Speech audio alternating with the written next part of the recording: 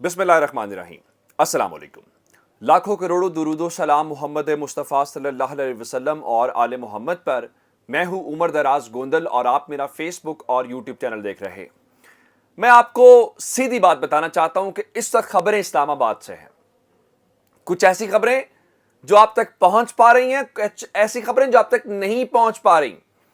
वो क्यों पहुंच नहीं पा रही? डेवलपमेंट्स कुछ इस किस्म की बिहाइंड द कर्टन चल रही हैं। इक्तदार के ऐवानों में एक खास किस्म की दौड़ें लगी हुई हैं और शायद खेल इख्तितामी मराहिल में दाखिल हो गया है और हरीफ आंखों में आंखें डाल के खड़े हैं कि आंख पहले झपकता कौन है। अब मैं आपको खबर वजीर आजम हाउस से देना चाहता हूं, जहां पे बड़ा सरेंडर हुआ है, पाकिस्तान तहरीक इंसाफ का काम बन गया और इमरान खान तो अब जश्न की तरफ जा रहे हैं। और मैं जरा इमरान खान के हवाले से उन्होंने बाकायदा ऐलान करके बता दिया कि अब खत्म हो गई कहानी, ये आखिरी है सब कुछ, अब इसके बाद नहीं होगा। यानी वो जो कहते हैं ना कि अब कॉल, फाइनल कॉल, क्या होगा, नाकाम हो गए, कामयाब हो गए। खान साहब ने कामयाबी का ऐलान कर दिया और उन्होंने ये भी बता दिया है कि भाई अब तो रेंजर्स भी रास्ते में नहीं होगी। हुकूमत का प्लान ये था कि रेंजर्स को उतारेंगे। सबसे पहले आप जानते हैं हुकूमत ने आज तस्लीम कर लिया कि जनाब आली ऑडियोज दुरुस्त है, पहली बात। दूसरे नंबर के ऊपर चल के उससे पहले ही, आने से पहले ही शहबाज शरीफ ने कह दिया है कि जनाब ऑडियोज के अंदर कुछ गलत हुआ, मैं माफी मांग लूंगा। आपको क्या कहने की जरूरत पड़ गई? अभी तो कुछ ऐसा आया ही नहीं है, अभी तो आना है। आप तो फरमा रहे थे कि मरियम ने आपसे कोई फेवर नहीं मांगी सिवाय वो अपने दामाद के लिए एक प्लाट मंगवाने के, और न कभी मरियम ने आपसे सिफारिश की है। वाह वाह, कितना शानदार रूल ऑफ लॉ के ऊपर अमल करने वाला खानदान, और इस मुल्क की तरक्की और इस मुल्क की हमदर्दी के लिए जो आपने किया है, आपकी खिदमत ता कयामत याद रखी जाएंगी कि आपने इस मुल्क के साथ किया क्या है।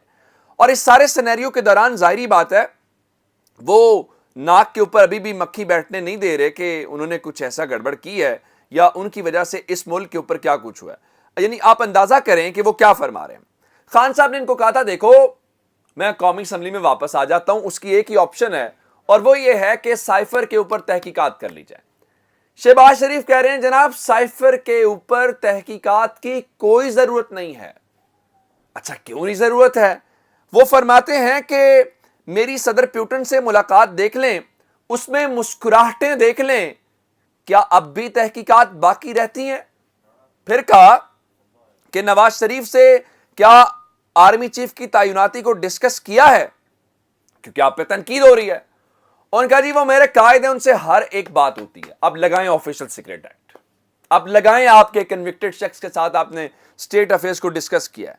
और फिर उन्होंने कहा कि ऑडियो लीक्स एक संजीदा लैप्स है और आलमी लीडर्स बात करने से पहले 100 मरतबा सोचेंगे बात करें या ना करें। यह बात बिल्कुल दुरुस्त है, यहां तक बात ठीक है, मैं इस बात से इत्तेफाक करता हूं कि यह पता चलना चाहिए। लेकिन नून लीग तो इस खुरे को मान रही है। मुझे तो यह लग रहा है कि नून लीग अपने घर से चोर पकड़ा रही है कि भाई बाहर जाने की जरूरत ही नहीं है।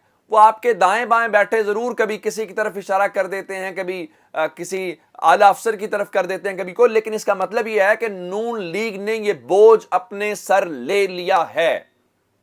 अब फर्दर किसी क्लैरिफिकेशन की जरूरत नहीं है। अब खान साहब तो पहले ही मौके की तलाश में थे। खान साहब ने कह दिया है कि जनाब ये मेरा आखिरी लॉन्ग मार्च, ये आखिरी धरना है और इसके बाद सिर्फ इलेक्शंस हैं।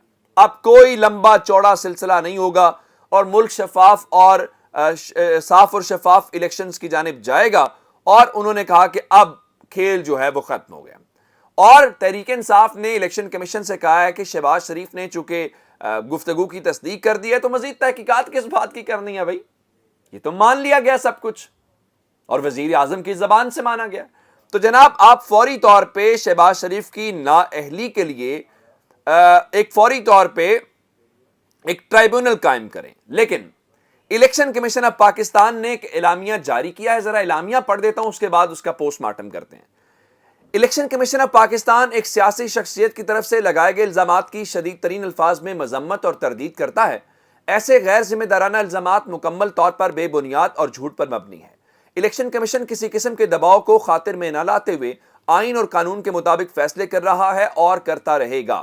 جہاں تک الیکشن کروانے کا معاملہ ہے تو یہ فیصلہ الیکشن کمیشن کے دائرہ اختیار میں نہیں ہے۔ الیکشن دو ہی صورتوں میں ہو سکتے ہیں: اسمبلیاں اپنی مدت پوری کر چکی ہوں یا وزیر اعظم اسمبلی کو ڈیزالو کریں۔ فی الحال ایسی کوئی صورتحال موجود نہیں ہے، البتہ الیکشن کمیشن آف پاکستان کی یہ ذمہ داری ہے کہ وہ شفاف الیکشن کو یقینی بنائے اور جب بھی الیکشن ہو اس امر کو یقینی بنائے۔ یہ 27 ستمبر 2022 کو الیکشن کمیشن آف پاکستان کا نوٹیفیکیشن ہے، ایک اعلامیہ ہے۔ یہی الیکشن کمیشن اپریل میں کھڑا تھا سپریم کورٹ آف پاکستان کے اندر تو فرمایا تھا کہ ہم اکتوبر سے پہلے الیکشنز نہیں کروا سکتے۔ کیا تب وزیر اعظم کا اسمبلی ڈیزالو کرنے کا اختیار نہیں تھا؟ کیا تب ہر صورت آپ کی ذمہ داری الیکشن کروانا نہیں تھی؟ تب تو آپ فرما رہے تھے کہ نہیں، ابھی تو آپ نے تیاری، آپ تو ہمیں بتا رہے تھے کہ مردم شماری، اور اب آپ کہہ رہے ہیں اسمبلی ڈیزالو ہو جائے تو الیکشن ہو جائے گا۔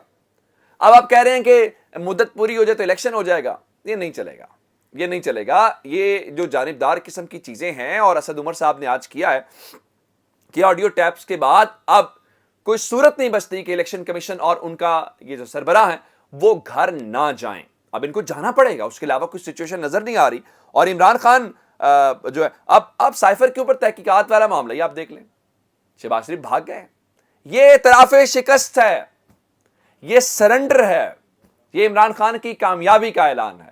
اور عمران خان تو اقتدار میں آئیں گے، وہ تو سائفر سے پیچھے نہیں ہٹیں گے، وہ تو کہہ رہے ہیں وہ ہر صورت اس کے اوپر تحقیقات کروائیں گے۔ اور پھر وہ آنے والی شخصیت اسحاق ڈار، ان سے کہا گیا کہ عمران خان نے کہا کہ میں راستہ روکوں گا اگر محافظوں نے اور اداروں نے نہیں روکا۔ وہ کہہ رہے ہیں جی عمران خان میرے سے بچیں، انہوں نے میرا راستہ روکنا ہے یا میں نے ان کا روکنا ہے۔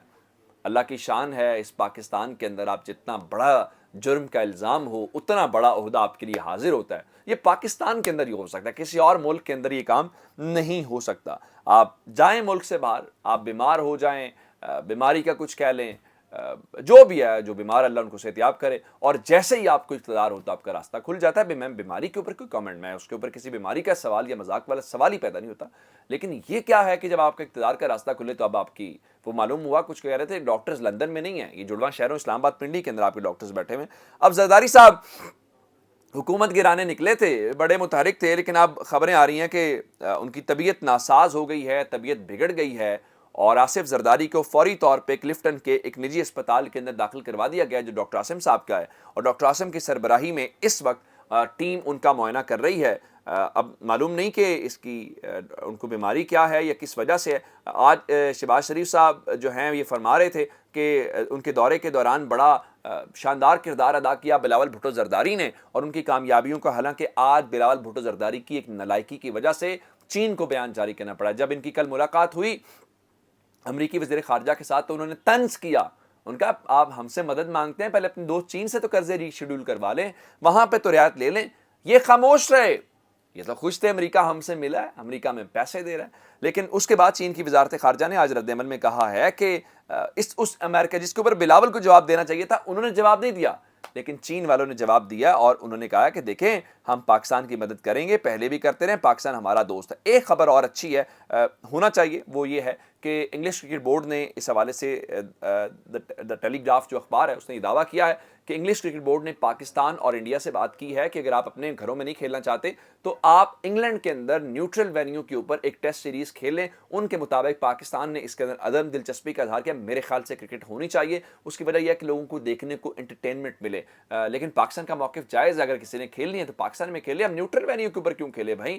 پاکستان محفوظ ملک ہے، اگر یہاں انگلینڈ کھیل سکتا ہے، باقی ممالک کھیل سکتے ہیں، تو انڈیا کو کیا تکلیف ہے؟ یہ میرا خیال سٹینڈ بالکل ویلڈ ہے، اور ہمیں اس سے بالکل کوئی انڈیا کے روب کیا کے اندر آ کے یا ان کی کوئی دھاگ کے کوئی چکر کے وہ بڑا کو یہ کرکٹ بورڈ کے اندر ان کا بہت بڑا جی بڑے پیسے ہوں گے، پاکستان کی اپنی اہمیت ہے، پاکستان کے اوپر کوئی ہمیں پیچھے ہٹنے کی، اللہ کا شکر ہے پاکستان کے کھلاڑیوں نے جس طرح سے اپنی پرفارمنس کے ذریعے دنیا میں منوایا، ہمیں کوئی انڈین کرکٹ بورڈ کے بنا بھی ہم اپنا نام جو ہے منوا رہے ہیں۔ اپنا بہت سارا خیال رکھیے گا، خدا حافظ۔